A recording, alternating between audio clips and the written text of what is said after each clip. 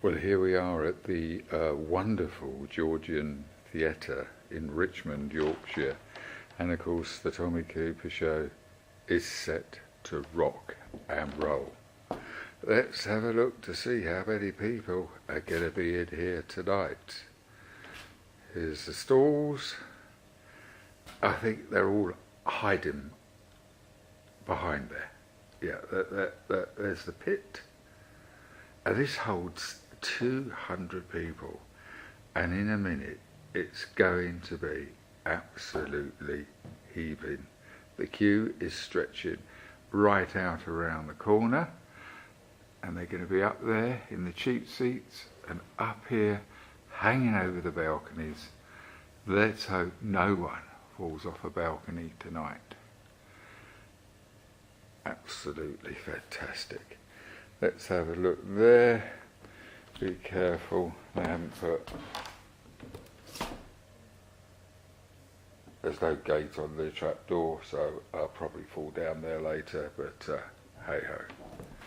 Look at this, just to think hundreds of years ago, people would have been crushed and packed in these seats, anticipating Shakespeare, Dickens.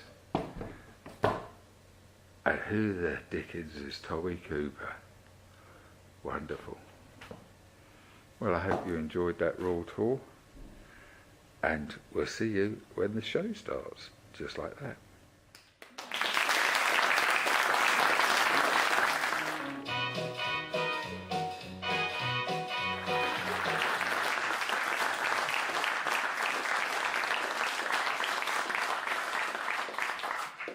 Thank you.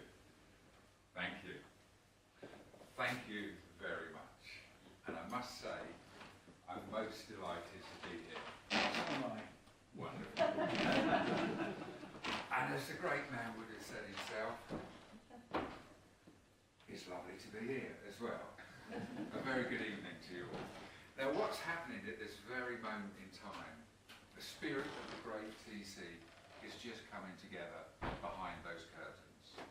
I had lunch with his lovely daughter Vicky a couple of years ago it is now, and I said, what first springs into the mind of Dad then? She said he was in the front room one day and I was in the back room, and all of a sudden I heard him jumping up and down like that. Well, it might have been like that. No, it was like that. And she said, Dad, what's wrong? He said, I've just had some milk and magnesia and I forgot to shake the bottle. What sort of man walks into the local library in Chiswick, West London, having cut off the bottom of one of his trouser legs, and said, here's a turn up for the books.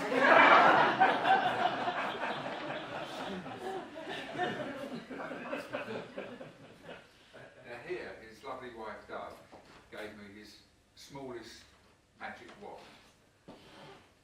And I'm ever so pleased to have this, because they don't make them any longer.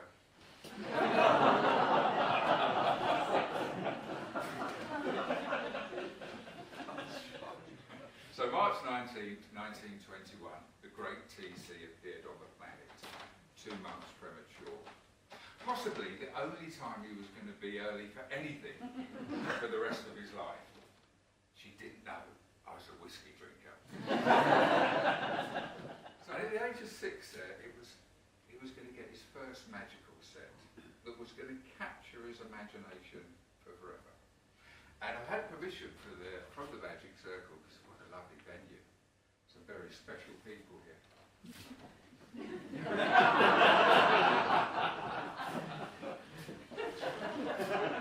That I can teach you his favourite trick. Are you working it? Here we go. And it just goes in there like that, and it's nearly gone, and it just goes.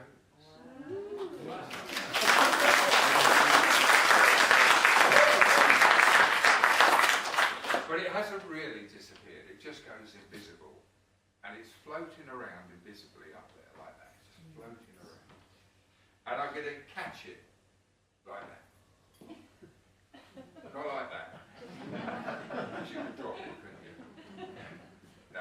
slowly for you as it comes around.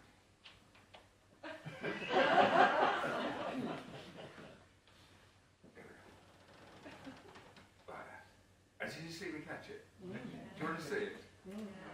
You don't? Oh, here we go, look. There. It's still invisible. I've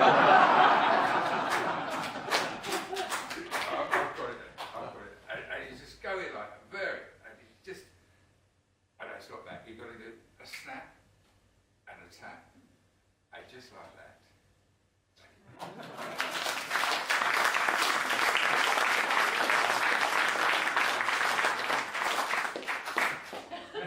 He said they just made me a member of the Secret Six. It's so secret, I don't know who the other five are. And the taxi driver recalls the story. He said he took Cooper there to the Teddington television studios. And he said it was great. He got in the car and Tom said, King Arthur's close. He said, don't worry, I'll shake him off at the roundabout.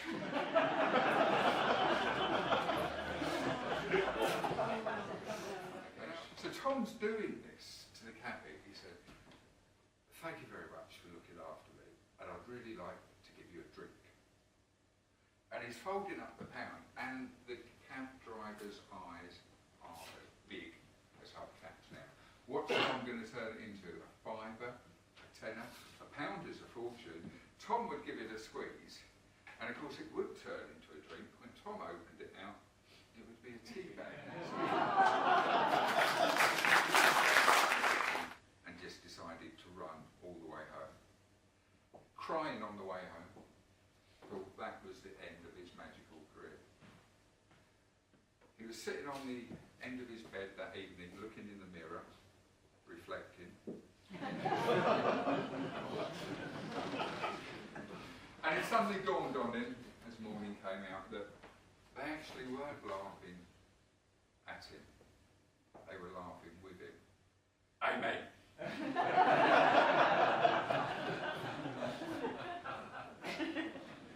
But he was in the horse guards, and he said it's lovely on those horses. Easy to ride. All you've got to do is remember, when the horses go up, you go up. And when they come down, you go down. They said, we've been out all morning. It's going up, I go up, it's going down. He said, oh, we got to this one corner, and the horse went up, and I went up, but when I came down again, he'd gone. Tommy. And I remember one day, on many occasions, I met him there, I said, so when I grow up, I want to be a magician like you. He said, well, you can't do both. Tom got this when he was working in the nappy. He kept getting everything wrong, and he had to go and see the OC. He said, what are you going to do with you? He said, I want to join ENSA. Does anyone remember what ENSA stood for? Every night something awful. That's exactly right. Expanded. It was, we're doing it. It was the Combined Services Entertainment, and that's where all his mates were. And that's where he wanted to go and join. He said, what do you want to do there if we transfer? He goes, I want to be a magician. He said, but we've got no money for big props, right? He said, no, I'll make my own. And this is where he was going to hone in his act. And Tommy's getting all those classical tricks prepared behind the scenes to show you in the second half. But the Fez came along, he forgot his pith helmet. He used to wear a pith helmet. And a waiter was walking past out there, and of course they all wear the fezzes with their sashes, and he just reached over and plucked the fez off and put it on. They went just like that. And he got a big reaction from the audience, and Tom would always be listening to that, and he knew then the fez was always going to be staying in his kit bag.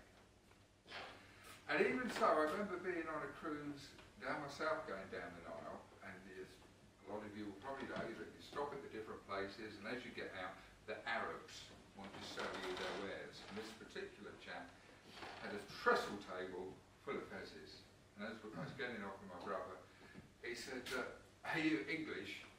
I said, yeah. And he put on a fez and went, just like that.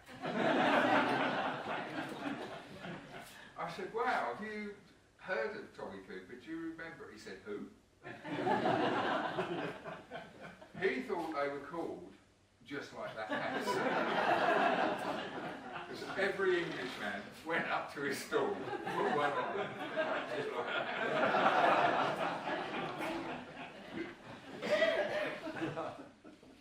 And whenever Tom was asked in television on the shows about his boxing time, he'd always play it down a bit. He used to say, yeah, I come from a long line of boxers. My dad was a boxer, my granddad was a boxer, and my great-great-granddad. But my mum wasn't. She was a Cocker Spaniel. He said,